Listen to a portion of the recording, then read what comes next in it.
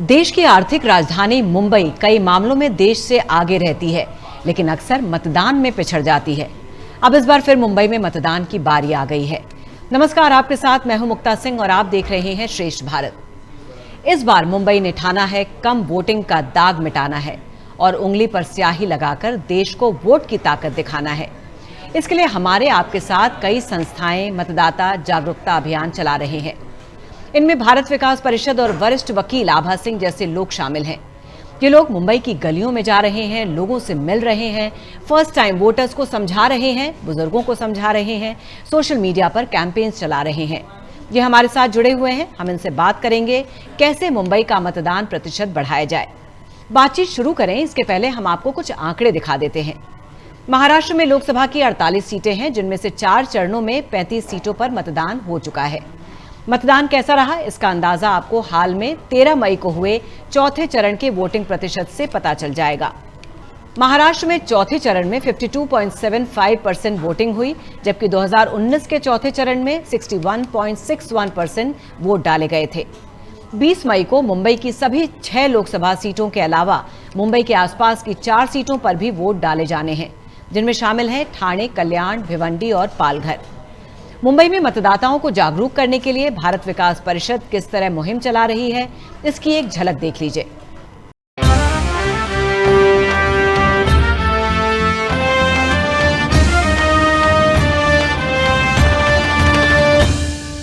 मतदान मतदान 100% मतदान, मतदान मतदान 100% मतदान। विकसित भारत भावा म्हणून मंत्र जपो मतदान, मतदान मतदान 100% मतदान, मतदान मतदान 100% मतदान, मतदान 100% मतदान, मतदान मतदान 100% मतदान।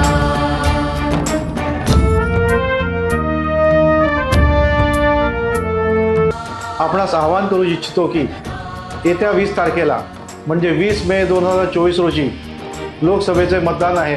हा दिवस सुट्टीचा नाही, हा दिवस आपल्या कर्तव्याचा आहे, राष्ट्रीय कर्तव्याचा आहे। आपल्याला जो आपल्या संविधानाने जो अधिकार दिलेला आहे तो अधिकार बजावण्याचा हा दिवस आहे।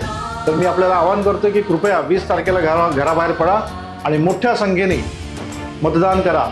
अब आप समझ गए होंगे मतदान कितना जरूरी है, कैसे मुंबई ने ठाना है और कम वोटिंग का दाग मिटाना है।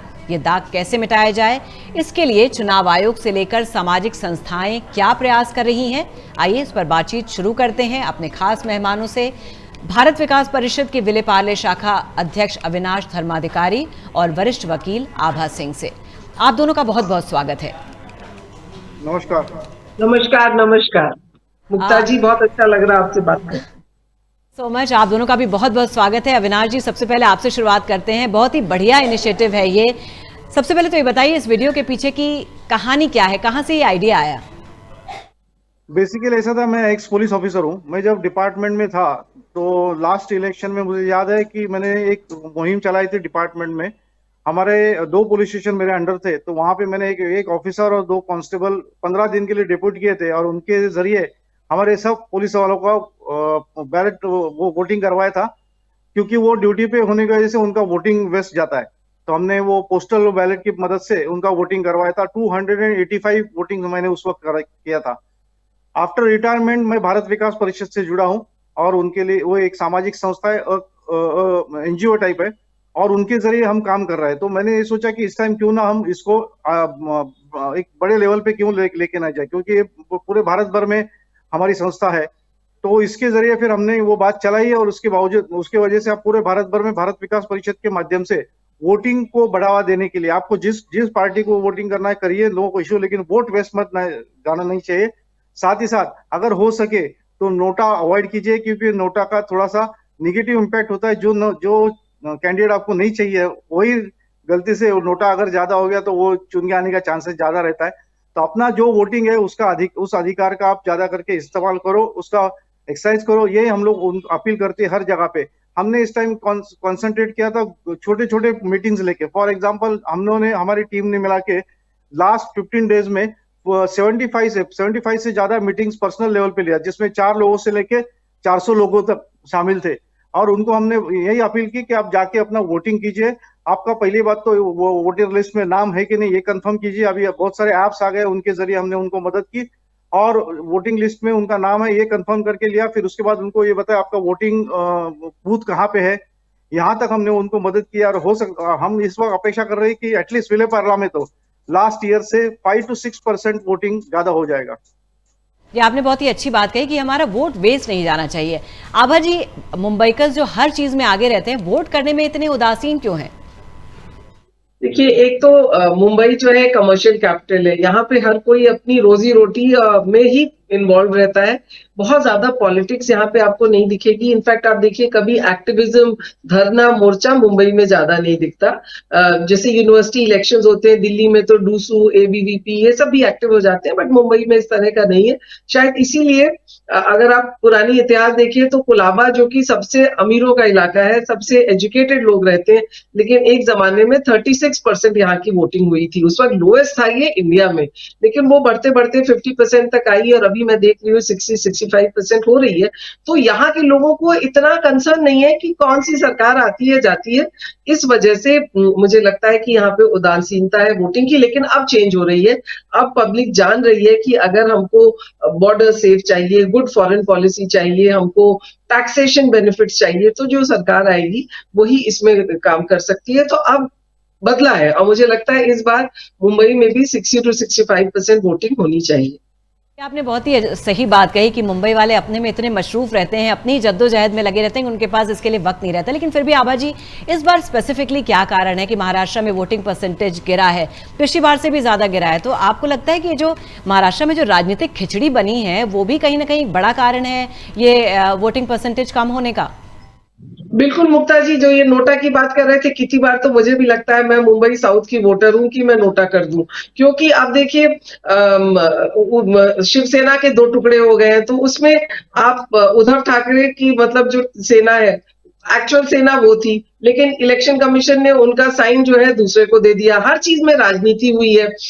एनसीपी में भी 2 टुकड़ों में बटी है वो पार्टी। तो आइडियोलॉजी, कोई आइडियोलॉजी पे है ही नहीं। हमेशा पॉलिटिक्स बोली जाती थी कि आपकी आइडियोलॉजी का है, अब तो आइडियोलॉजी ही नहीं है। एनसीपी जो है वो बीजेपी के साथ आ गई है, तो क्या आइडियोलॉजी रही? तो जो वोटर है वो सोचता है कि सारे एक साथ है। ये कहने के लिए ये आगे इलेक्शन लड़ रहे हैं, बट जब जरूरत पड़ेगी सरकार बनाने की तो सब साथ हो जाएंगे। जैसे कहते हैं चोर चोर मौसेरे भाई। तो जनता थोड़ी सी कंफ्यूज है कि उन्होंने जिसको वोट दिया था वो सरकार नहीं बनती।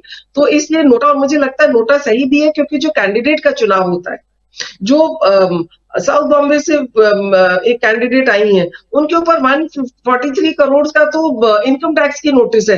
तो ये लगता है कि इस तरह के कैंडिडेट अगर पार्टी हमारे ऊपर थोप रही है तो हम क्यों वोट दें, इसलिए नोटा की प्रॉब्लम आ रही है। इनफैक्ट, लेकिन फिर जो बात कह रहे थे कि सही है कि फिर जो लोग नहीं डिजर्विंग है वो जीत जाएंगे, या जिनको नहीं जीतना चाहिए वो जीत जाएंगे। लेकिन इसमें जब आप अनडिजर्विंग कैंडिडेट्स खड़ा कर देंगे तो मुंबई का जो वोटर है वो बिल्कुल नाराज होकर वोट नहीं देना चाहता।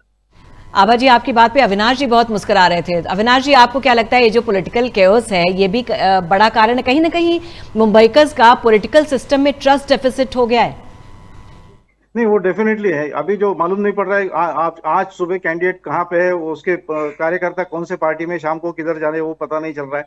यहाँ पे कोई आइडियोलॉजी नहीं, कोई प्रिंसिपल्स नहीं। वो आभा जी ने बोला वो सही है, लेकिन नोटा का इफेक्ट मैं इसलिए हंस रहा था कि नोटा का इफेक्ट है कि आभा जी जिसको नहीं चुनना चाहती, गलती से वो चुनकर ना आ जाए। इसलिए एटलीस्ट बेस्ट पॉसिबल ऑप्शन जो अपने पास है उसको चूज किया जाए। That is the best way to. पर मन करता है लेकिन कर नहीं पाते हैं। यस। और सेकंड एक इम्पोर्टेंट चीज हम लोग बोल रहे हैं कि अभी जो वोटिंग का वोटर्स लिस्ट आप चेक करेंगे तो आपको फाइंड आउट कि 3 to 4% वोटर्स ऐसे जो एग्जिस्टेंस में नहीं है, या तो डेथ हो गई है, या बम्बई में नहीं रह रहे, या किधर किसी आउट ऑफ इंडिया चले गए। तो 4 to 5% तक ऐसे कैंडिडेट्स है, वो अननेसेसरी वोटिंग परसेंटेज पे अफेक्ट करता है। वो थोड़ा सा एक इलेक्शन कमीशन ध्यान दे, जिसकी डेथ हो गई एटलीस्ट उनका नाम तो कम से कम किया जाए तो काफी फर्क पड़ेगा। तो अविनाश जी, अगर आप देखें तो स्पेसिफिकली आप ये कहना चाहते हैं कि अगर एज अ सिटीजन हम वोट नहीं देते हैं तो we fail in duty, in our duty. Yes definitely, वो जरूर है। अपने पास बेस्ट ऑप्शन जो है उसको तो एक्सरसाइज करना चाहिए। फिर हमको कोई ये नैतिक अधिकार नहीं बनता है कि हम सरकार के ऊपर उंगली दिखाएं। हम जब हम जिस आदमी को चुन के देंगे, हमारा हमारा जो बेसिक एक्सरसाइज है वोट का, वो हम लोग जब तक तय नहीं करते तब तो हमको नैतिक अधिकार नहीं उसके गलत या सही होने पे उंगली उठाने का। तो उसके लिए पहला हम हमारा कर्तव्य करेंगे, फिर अपने आप को अधिकार आ जाएगा। वो अधिकार ये रहेगा कि कल उठ के अगर वो कैंडिडेट काम नहीं कर रहा है तो उसके बारे में बोलने के लिए एक नैतिकता मेरे पास रहेगी कि मैंने इसको चुन के दिया, लेकिन अनफॉर्चुनेटली इज नॉट वर्किंग। या ऐसा भी कल हो सकता है कि वो बहुत अच्छा काम कर रहा होगा, तो हम प्राउडली कह सकते हैं कि देखो मैंने इसको चुन के दे दिया। दोनों वे है, हम पॉजिटिव ले या निगेटिव ले, पॉलिटिक्स में तो ये दोनों से रहने वाले। लेकिन अपना जो बेसिक ड्यूटी है वो तो एटलीस्ट एवरी सिटीजन ने करना चाहिए। यही हमारी संकल्पना थी। भारत विकास परिषद ने इसी टैगलाइन पे काम किया था कि वोट जरूर देना, चाहे किसी भी पार्टी को दे, लेकिन वोट जरूर देना। आभा जी, आप भी एक गवर्नमेंट सर्वेंट रही हैं, तो क्या आपको लगता है कि मिडिल क्लास, खास करके मुंबई जैसे महानगर में रहने वाले लोग आम चेयर डिस्कशंस तो करते हैं लेकिन वोट डालने की जहमत नहीं उठाते हैं? नहीं, ये बदला है। मतलब लास्ट इलेक्शन में मैं कहूंगी 2019 में आई सॉ ये जो हाई सोसाइटी है वो भी चाहे जहां भी हो लेकिन वोट देने आ रही है। तो लोग अब रियलाइज कर रहे हैं और एक एम्बेरसमेंट और शेम भी हो रहा है कि आप वोट देने नहीं गए तो you are not a good citizen. तो ये चीज जो है ना वो सामने आ रही है, लोग उनको शर्म कर रहे हैं कि आप you are not responsible, you are not accountable. तो बहुत लोग इनकन्वीनियंस, मैंने देखा है कि लास्ट वोटिंग में लाइन लगानी पड़ी थी, हम लोग लाइन में लगे थे और ऐसे लोग लाइन में लगे थे जो जिंदगी में कभी चार्टर प्लेन के अलावा चले नहीं होंगे, लेकिन वो भी लाइन में लग के वोट दे रहे थे। तो वो चेंज आया है। लेकिन जो कैंडिडेट्स हैं उनसे लोग इंस्पायर नहीं होते हैं, तो कुछ लोग हो सकता है वोट देने इसलिए नहीं आते हैं कि नोटा, जैसे नोटा जिनको देना है नोटा देंगे लोग, इस बार नोटा ज्यादा होगा क्योंकि बहुत लोग नाराज हैं जिस तरह के कैंडिडेट्स पुटअप किए गए हैं ये कॉम्बिनेशन सरकारों ने। तो नोटा होगा, बट मुझे लगता है नोटा भी एक बहुत अच्छा साइन होगा पार्टीज पे चेक करने का कि तुम अगर पॉपुलर कैंडिडेट नहीं लाओगे, दूसरी जगह से लाके कैंडिडेट थोपोगे तो तुम्हारा नुकसान होगा। और रही बात इलेक्शन की, बिल्कुल अब पब्लिक देगी, वोट आएगी। मुझे लगता है कि at least south Bombay I can say, जितना हमारा फ्रेंड सर्कल है, जितनों से बात होती है, सब 20 तारीख को वोट देने आएंगे क्योंकि उनको लगता है कि कहीं आर्टिकल 370 से कुछ लोग खुश हैं, कुछ लोग फॉरेन पॉलिसी से खुश हैं, कुछ लोग महंगाई से नाराज है तो वो वोट देंगे, कुछ अनएम्प्लॉयमेंट से नाराज है, प्रिवेलिंग अनएम्प्लॉयमेंट से, तो वो भी आके अपनी आवाज जो है सरकार तक पहुंचाएंगे। तो ये बात सही है कि अब लोग समझ गए हैं कि अपना नेता आपको चुनना है, अपनी आवाज आपको पहुंचानी है।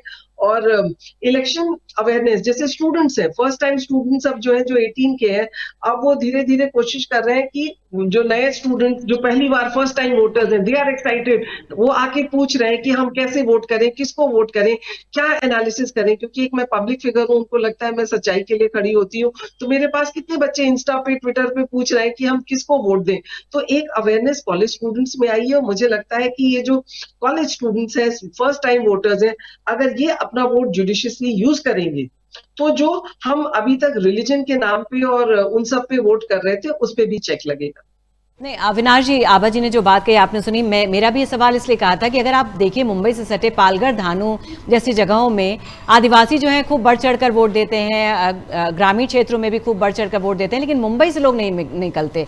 साउथ मुंबई जैसी जगहों में जहां अंबानी अडानी लगातार मुद्दा बने रहते हैं, वहां के लोग नहीं निकलते हैं। बेसिकली उनको ऐसा लगता है कि कोई भी सरकार है तो अपने लाइफस्टाइल पे क्या फर्क पड़ने वाली, और उनका ऐसा लाइन में खड़ा रह के वोटिंग करना बोला तो बिनो डिग्निटी, ऐसा एक फीलिंग रहता है। लेकिन जैसा अभी आभा जी ने अभी बोला कि अभी थोड़ा सा शेम फील हो रहा है लोगों को अगर आप वोट नहीं कर रहे हैं, क्योंकि चर्चा हो रही है। फॉर एग्जाम्पल, आपके हाउसिंग सोसाइटी में अगर उस दिन आपके उंगली में नीली शाइन नहीं दिखी तो इमीडिएटली सामने वाला पूछता है तुमने वोटिंग नहीं किया क्या। तो अभी जो अलग अलग संस्थान है, सोशल मीडिया के माध्यम से जो कैंपेन चला है उसका इफेक्ट जरूर हुआ है, लेकिन जो परसेंटेज हम लोग चाहते हैं कि 80-90% तक जाए वो पॉसिबल तो नहीं। लेकिन लास्ट टाइम अगर 62 to 65 के बीच में था, वो 68 के आसपास जाने का जरूर चांसेस है। इसमें ये सोशल मीडिया का कैंपेन का बहुत बड़ा फर्क पड़ा है। और जैसा आभा जी ने भी बोला कि जो यंगस्टर्स है उसमें काफी उत्साह है, और एक दूसरे को वो जो सोशल मीडिया में जो उंगली का वोटिंग किया हुआ है इसका पिक्चर डालते हैं इंस्टाग्राम पे, उसके बारे में उनमें उसका ज्यादा इंटरेस्ट है। तो ये जो भी रीजन है उसकी वजह से एटलीस्ट यंगस्टर्स तो काफी आ रहे हैं। एजेड लोगों के लिए अभी जो गवर्नमेंट ने स्पेशल स्कीम चलाई, घर पे जाके अबव 85 जो लोग है उनको घर पे जाके वोटिंग करवाने का, वो एक सिस्टम अच्छा है। उसमें भी कुछ ना कुछ हद तक तो एडिशन हो जाएगा, उसका इम्पैक्ट पड़ता है। आजू बाजू वाले देखते हैं, अगर एक आध बिल्डिंग में कोई किसी घर में वो एजेड आदमी है, तो देखते हैं गवर्नमेंट की वैन आती है, उसमें पुलिस आते हैं, वो मतदान करने वाले अधिकारी आते हैं और आके उनका जो घर में से जो वोट लेके जाते हैं, उसका इम्पैक्ट नेचुरली वो एटलीस्ट वो सोसाइटी जो देखते हैं उनके ऊपर तो होता है। तो इसी तरह से वो हर सोसाइटी में जो कैंपेन चला है उसका इम्पैक्ट जरूर होगा। और इस टाइम हमको ऐसा एनालिसिस है हमारा कि कम से कम 4 to 5% वोटिंग परसेंटेज जरूर बढ़ेगा। ओनली थिंग थोड़ा सा डर इस बात का लग रहा है कि वोटिंग डे है, वो मंडे है, सैटरडे संडे छुट्टी है, उसका इम्पैक्ट देखना पड़ेगा कितना। सर, एक बहुत बड़ा चैलेंज है सभी के लिए, क्योंकि लॉन्ग वीकेंड है और मुंबईकर्स जो हैं वो इतने लंबे वीकेंड को जाने नहीं देना चाहते हैं बेकार। तो ये एक बहुत बड़ा चैलेंज है। इससे आपको कैसे लगता है, कैसे निपट पाएंगे? ये चैलेंज को कैसे इससे निपटा जाए? इसके लिए स्पेशल हम लोगों ने बैनर्स और पोस्टर्स लगाए। सोशल मीडिया में आपने देखा हो कि मंडे का दिन छुट्टी का दिन नहीं, अपना नेशनल कर्तव्य बजाने का दिन है। ये एक टैगलाइन से हम लोगों ने चलाया था और कुछ लोगों को इफेक्ट हुआ। मेरे कुछ दोस्त है एक दो जो ट्रिप पे गए, उन्होंने यूएस में गए, आउट ऑफ इंडिया, उन्होंने अपना शेड्यूल ऐसा एडजस्ट किया है कि वो 19 तक इंडिया में पहुंच जाए। तो ये बात भी है दोनों, जैसे कुछ लोग यहाँ से लोनावाला जा रहे हैं, वो भी उस दिन आने की कोशिश कर रहे हैं कि वोटिंग के टाइम हम लोग दोपहर तक तो पहुंच जाए। जो जाने वाले लोग हैं, जैसे पर्सनल कांटेक्ट में जो लोग हैं, उनको तो हमने अपील किया हुआ है। तो ये थोड़ा सा इफेक्ट तो पड़ेगा, क्योंकि मंडे के बजाय अगर ट्यूसडे वेडनेसडे रहता तो शायद वोटिंग परसेंटेज नेचुरल कोर्स में थोड़ा सा बढ़ जाता था। लेकिन अभी ठीक है, अभी थोड़ा एफर्ट्स करना पड़ेगा। लेकिन जो हिसाब से अभी जो एटमॉस्फेयर बना हुआ है, मुझे लगता है कि मुंबई का वोटिंग परसेंटेज जरूर बढ़ेगा। आभा जी, सीधी सी बात है कि जो वोट नहीं देता है तो वो ऐसा हो जाता है कि रिजल्ट विदाउट रिस्पॉन्सिबिलिटी की आप उम्मीद कर रहे हैं। बिल्कुल सही बोला कि आप अगर वोट नहीं दे रहे हैं तो आप अपना एक fundamental duty to be a good citizen of this country आप वो नहीं परफॉर्म कर रहे हैं। और ये जो बात इलेक्शन की है ना, मुझे लगता है कि डेट्स अगर थोड़ा पहले आ जाए तो जिनके टिकट्स हो चुके हैं, जैसे मैं खुद बताऊंगी, मैं लद्दाख जा रही हूँ बट हाई कोर्ट्स 9 तारीख को बंद हो गए, बट चूंकि वोट देना है 20 तारीख को, तो हम सब यहाँ बैठे हुए हैं कि वोट देके ही जाएंगे। तो इस तरह के इनकन्वीनियंसेस जो हुए हैं उसकी वजह से आई फील कि आगे से जब इलेक्शन कमीशन करे तो आपको मालूम है 5 साल पे करना है, तो आप डेट्स उनकी फिक्स कर दीजिए कि अगर समर वेकेशन है तो ये डेट्स रहेंगी। 3 महीने पहले से, 6 महीने पहले से लोगों को पता चल जाए। आपने 5 फेज का इलेक्शन कर दिया, आपने कन्वीनियंस नहीं देखी, तो मुझे लगता है कि डेट्स भी अगर सरकार भी सिंसियर है तो election commission should give a date 3 महीने पहले, ताकि जो लोग टिकट करा देते हैं, क्योंकि हर कोई फ्लेक्सी टिकट नहीं कराता है एंड पैसा लगता है, तो कोई अपने प्रोग्राम बना चुका है। जैसे हम लोग हैं, हमारा कोर्ट चल गया है, या फिर आप हमें ये ऑप्शन दीजिए कि अगर हम ट्रैवल कर रहे हैं जिस भी सिटी में है वहां से हम अपना वोट दे सकें। जब आपने आज आधार और सब लिंक कर दिया है तो why can't we do that?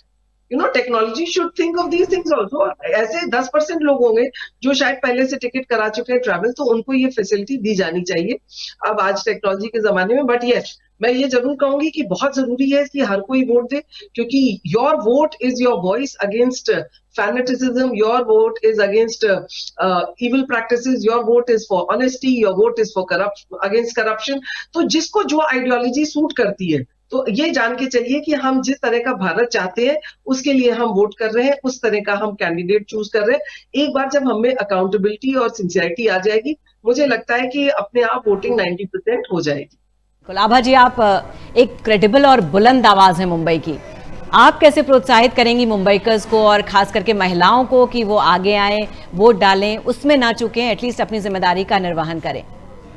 देखिए मुक्ता जी, मैं तो बहुत गर्व से कहती हूँ कि वोटिंग परसेंटेज आप देखिए, अब पुरुषों से 2% ज्यादा महिलाएं वोट कर रही हैं। अगर टोटल देखा जाए हर जगह से होता है 1-2% महिलाओं की ज्यादा नंबर आ रहे हैं, और ये मुझे दिखा रहा है कि महिलाएं भी चाहती हैं कि देश की भागीदारी में उनका हाथ हो। तो मैं चाहूंगी कि जो हाथ, मैं हमेशा कहती हूँ कि महिला का हाथ जो होता है वो बच्चे को चलना सिखाता है, रोटी भी बना के वही हाथ खिलाता है। तो वो हाथ, जो महिला का हाथ है, वो देश को जब बनाएगा तो बहुत अच्छा बनाएगा, बहुत अच्छा चलाएगा। तो इसलिए मैं सब महिलाओं से चाहूंगी, सब बहनों से चाहूंगी जो आपका प्रोग्राम सुन रही हैं, कि बाहर आइए, अपनी आवाज बुलंद करिए और अपने हक के लिए चुनाव जरूर पार्ट लीजिए। क्योंकि अगर आप अपनी आवाज बन के आएंगी तो कल जो विमेन फ्रेंडली लॉज आएंगे वो आपको देख के आएंगे, क्योंकि सरकार भी डरेगी कि ये महिला भी एक बहुत बड़ा वोट बैंक है। देखिए ट्रिपल तलाक क्यों आया, जब लोग सरकार को लगा कि हम ट्रिपल तलाक लाएंगे तब मुस्लिम महिलाएं आके हमको वोट करेंगी। मतलब आप ये देखिए, मुस्लिम महिलाओं ने बीजेपी को 2014 में वोट किया क्योंकि वो ट्रिपल तलाक का कानून चाहती थी।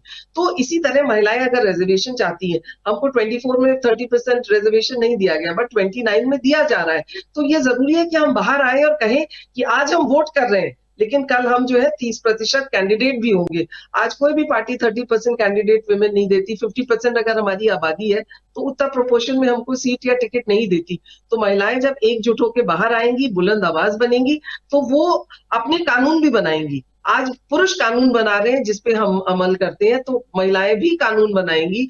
आज एक भी 75 साल में हम कहते हैं अमृत काल है, लेकिन women chief justice of India पहली 2 साल बाद होगी। तो आज करीब 30 हाईकोर्ट से एक भी हाईकोर्ट में सिटिंग चीफ जस्टिस महिला नहीं है। तो जब महिलाएं ये जान लेंगी कि वो बाहर आएंगी, तभी पुरुष उनको उनका हक और उनकी जगह देंगे। इसलिए जो भी आज ये प्रोग्राम सुन रहा है श्रेष्ठ भारत पे, मैं चाहूंगी कि आप महिलाएं तो आए वोट करने, अपने बच्चों को भी जो 18 साल के हैं, बोले तुम्हें पिक्चर नहीं जाना, तुमको पिकनिक पे नहीं जाना, पहले वोट दोगे उसके बाद ही कुछ करोगे। नहीं, क्योंकि आपने हमेशा ही नोबल कॉज के लिए, सोशल कॉजेज के लिए हमेशा आवाज़ उठाई है, हमेशा एक कदम आगे बढ़ाया है। तो मुझे पूरी उम्मीद है कि आपके इस कहने का असर पड़ेगा और लोग ज़रूर बाहर निकलेंगे और अपना वोट देंगे। अविनाश जी, ये जो आपने इनिशिएटिव लिया, इसमें क्या आपको चुनाव आयोग की तरफ से भी सहयोग मिला? और दूसरा, मुझे पूरी उम्मीद है कि जो आपने इनिशिएटिव लिया ये शुरुआत है, अभी विधानसभा चुनाव भी होने वाले हैं, तो शायद लोगों में जागरूकता और बढ़ेगी और वो ज़रूर आगे निकलेंगे और वोट डालने निकलेंगे।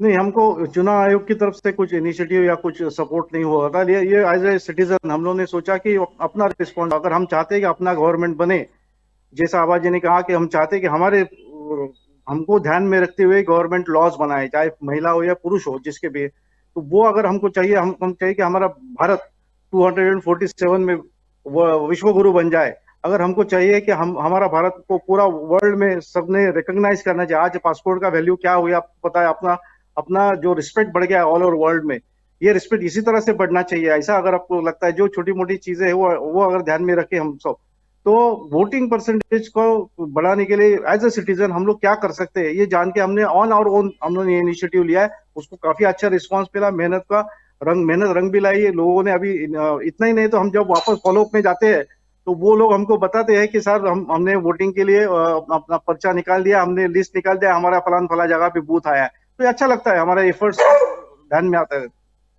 अविनाश जी, हमारे मुंबई में बॉलीवुड सेलिब्रिटीज बहुत रहते हैं, तो आपको लगता है, और उनके हर एक्शन का बहुत असर पड़ता है लोगों पर, तो उन्हें भी बाहर निकलना चाहिए और ये मैसेज देना चाहिए कि लोग निकलें और अपना वोट दें?